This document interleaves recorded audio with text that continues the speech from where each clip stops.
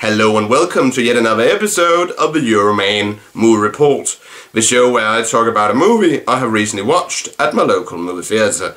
And you of course have to excuse me, I have a cold. But I have just returned home after having watched Black Mass. And in general, Black Mass is about that we had this gangster in 1970s, 1980s Boston called James Whitey Bulger. And he was, a bad guy.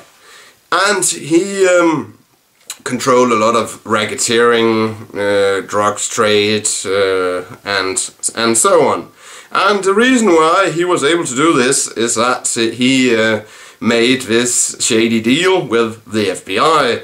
And this FBI agent who made the deal with him is portrayed by Joel Edgerton. And the reason why he approached Bulger is because we learn in the movie that his character had grown up in the same neighborhood as Bulger, and and then they were friends. And in general, the movie follows the development of the cooperation between the FBI and James Bulger in the 1970s through the 1980s.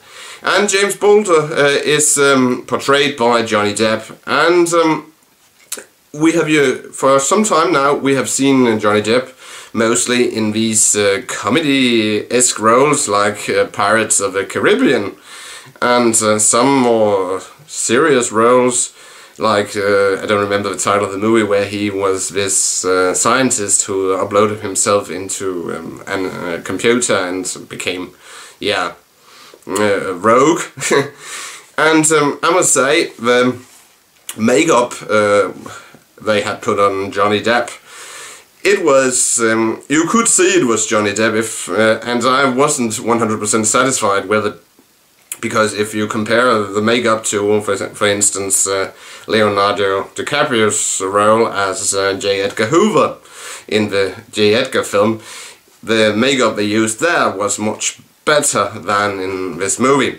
But it was interesting to see Johnny Depp as this psycho gangster, and he did a fairly okay job.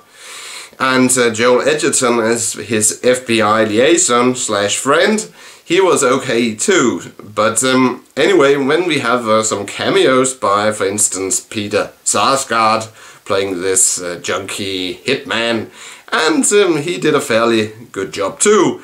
And not forgetting, of course, we had Kevin Bacon as the local FBI field office leader. And even though his role was fairly short, I must say that Kevin Bacon, you rock. And what else is there to say? The cinematography in general.